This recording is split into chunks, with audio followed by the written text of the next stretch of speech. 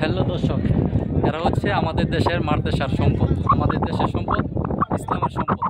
এদের জন্য দোয়া করবে। দেখেন চেহারাগুলো দেখছেন, একবার নুরানি চেহারা। আসলে এই যে পাশে হচ্ছে আমার দেশি আছে, আমি আছি, মানে এদেরকে নিয়ে সুন্দর একটা সময় কাটাতেছি। এটা হচ্ছে পাটুরি ঘাট, কিশোরগঞ্জ। এখানে সবাই বিকালবেলা আসে আনন্দ মুহূর্ত অনুভব করার জন্য। সুন্দর একটা সময় কাটাইতেছি, যেহেতু মাদ্রাসার ছাত্ররা, ওদেরকে পাইলে তো আমার মনটা এমনি শান্তি হয়ে যায়। ইনশাল্লাহ সবাই সবার সন্তানকে চেষ্টা করবেন মাদ্রাসার লাইনে পড়াশোনা করানোর জন্য। তো আর বেশি বেশি করে ওদের জন্য দোয়া করবেন, ওদের পরিবারের জন্য দোয়া করবেন, ওরা যেন মানুষের মতো মানুষ হতে পারে। সবাই ভালো থাকবেন, টাটা দাও সবাই, টাটা। কলিজার বন্ধুরা, আপনারা কিন্তু যেখানে মাদ্রাসা ছাত্রদেরকে পান অবশ্যই তাদেরকে সম্মান করবেন, তাদেরকে স্নেহ করবেন, তাদেরকে ভালোবাসবেন। এই ভালোবাসার কারণে হইতে পারে আপনার আমার মঙ্গল, আপনার আমার আখিরাতের ফয়সালা। এই জন্য ওদেরকে সবাই মহব্বত করবেন। যাই হোক, ওদেরকে বসায় রাখছিলাম এবং ওদের সাথে একজনকে পাঠিয়ে দিয়েছিলাম ঝালমুড়ি নিয়ে আসার জন্য। তো এই ফাঁকে তো আমরা একটু প্রকৃতিটা দেখতেছি, সবাই মিলে আনন্দ অনুভব করতেছি।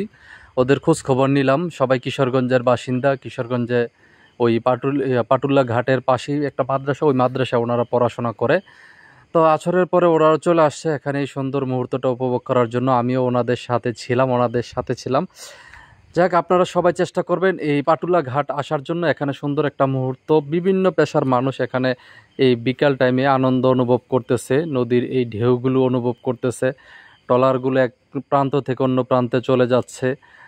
তো এই প্রকৃতিগুলো দেখে অনেক ভালো লাগছে, আপনাদেরও ভালো লাগবে। আসলে এখানে না আসলে বোঝা যাবে না এই সৌন্দর্যগুলো। কম টাকার ভিতরে, কম বাজেটের ভিতরে আপনার কাছে যেহেতু এত সুন্দর একটা জায়গা আছে, অবশ্যই চেষ্টা করবেন পরিবার নিয়ে বিকালবেলা আসার জন্য। হয়তো বিকালবেলা আসলে এখানে অনেক সুন্দর মুহূর্ত দেখতে পারবেন। আর বিশেষ করে আপনারা এখানে আসলে দেখতে পারবেন যে কত রকমের মানুষ এখানে আসতেছে মনের প্রশান্তির জন্য, একটু ফ্রেশ মন মানসিকতা তৈরি করার জন্য। আসলে আমরা কিন্তু সারাদিন অনেক ব্যস্ততা থাকি, বিভিন্ন ধরনের কাজ নিয়ে সবাই ব্যস্ত থাকি। তো এই ব্যস্ততার ফাঁকে যখন আমরা এখানে বসবো, এই দেখেন আমার দেশি হুজুরদেরকে সাথে নিয়ে আমরা এখানে ভিডিও করতেছি। আসলে ওদেরকে স্মৃতি হিসাবে রেখে দিচ্ছি।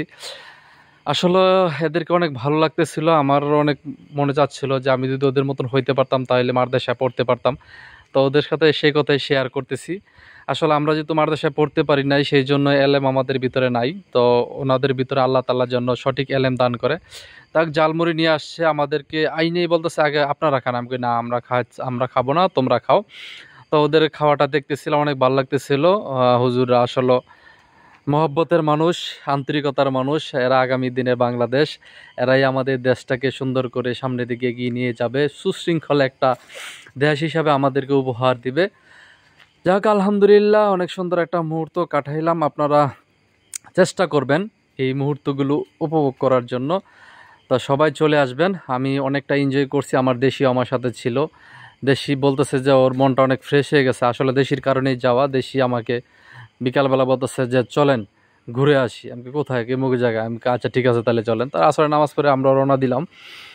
তো অনেকটা সময় এনজয় করলাম। দেখেন আসলে মানুষকে আসলে তৃপ্তি দেওয়ার একটা জায়গা হচ্ছে যে খাবার দিয়ে। যদি আপনি টাকা পয়সা দেন, টাকা দিয়ে কিন্তু তৃপ্তি দেওয়াতে পারবেন না, কিন্তু অল্পতেই কিন্তু খুশি হয় যদি এটা খাবার দিয়ে তাদেরকে আপ্যায়ন করেন। তো এই হুজুরদেরকে এই জালমুড়ি খাওয়াইলাম, ওনারা অনেক খুশি হয়েছে, আমারও অনেক ভালো লাগছে, আমার দেশিরও অনেক ভালো লাগছে।